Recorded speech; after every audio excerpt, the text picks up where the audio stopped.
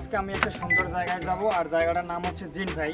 তো ওই জায়গাটা আমি গত 2 বছর আগে গেছিলাম, কিন্তু ওই সময় আমি জায়গাটা ভালোভাবে দেখাতে পারিনি এবং উপস্থাপনা করতে পারিনি। আজকে চেষ্টা করবো ওই জায়গাটা ভালোভাবে আপনাদেরকে দেখানো এবং এটা সম্পর্কে কিছু জানানো। এই যে দেওয়ালটি দেখতে পাচ্ছেন, এটি একটি বিশেষ ধরনের দেওয়াল যা পাথরের টুকরো দিয়ে তৈরি করা হয়েছে। প্রাচীন ও ঐতিহ্যবাহী নির্মাণ পদ্ধতি। এই দেওয়ালটি প্রাকৃতিক সৌন্দর্য বৃদ্ধি করে। সো গাইস, এই মুহূর্তে আমি দাঁড়িয়েছি এটার নিচে। এটার সৌন্দর্য এবং নকশা বেশ সুন্দর। এই স্মার্ট সিটির অন্যতম আকর্ষণ হলো Eden garden culture and entertainment square, যা 42 মিটার উচ্চতা বিশিষ্ট। এর ভেতরে বিভিন্ন বিনোদনমূলক সুবিধা যেমন cinema hall, corporate event, sports, বিবাহ এবং অন্যান্য সামাজিক অনুষ্ঠানের জন্য বিশাল হল এবং আরও অনেক কিছু অন্তর্ভুক্ত রয়েছে। তো গাইস, এখন আমি উপরে উঠবো, একবারে কাছে গিয়ে দেখবো আসলে নতুন কি করছে উপরে। তো প্রায় 20 ফুটের মতন হবে উপরে। তো ওখানে এখন যাবো আমি।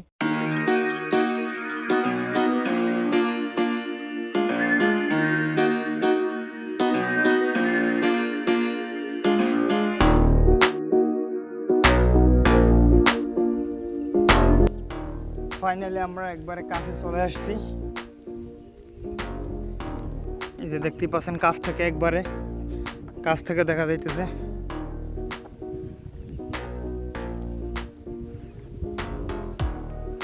আমি নিচে ছিলাম, তো এখন উপরে আসছি, দেখতেই পাচ্ছেন। আর এখন আমি সম্পূর্ণ কাছে আসছি তার। আর এটার বিস্তারিত সম্পর্কে আপনাদেরকে একটু বলি এখন।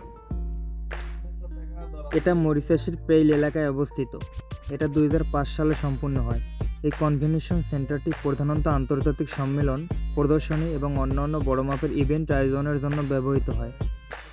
ভবনটির স্থাপিত আধুনিকতা ও নন্দনাকৃতির মিশ্রণ দেখা যায়, যার ডিজাইনে রয়েছে বেশ কিছু অন্যান্য বৈশিষ্ট্য। ভবনটির ডিজাইন অত্যন্ত আধুনিক, যা দূর থেকে সহজেই নজর কাড়ে।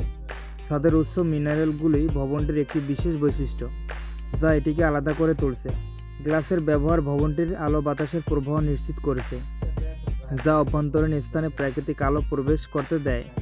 প্রাকৃতিক পরিবেশের সাথে সামঞ্জস্য। ভবনটি তার চারপাশে প্রাকৃতিক পরিবেশের সাথে মিল রেখে তৈরি করা হয়েছে, যা সবুজায়ন এবং স্থাপত্যের মধ্যে একটি ভারসাম্য রক্ষা করে।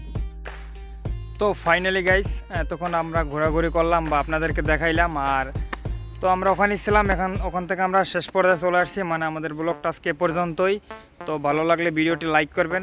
আর গাইস, উপরে অনেক রৌদ্র ছিল, যার কারণে আমরা আরও কিছু সময় থাকতে চাইছিলাম, তো সেটা আর হবে না, কারণ প্রচুর রোদ। পর্যন্ত আজকের ব্লগ।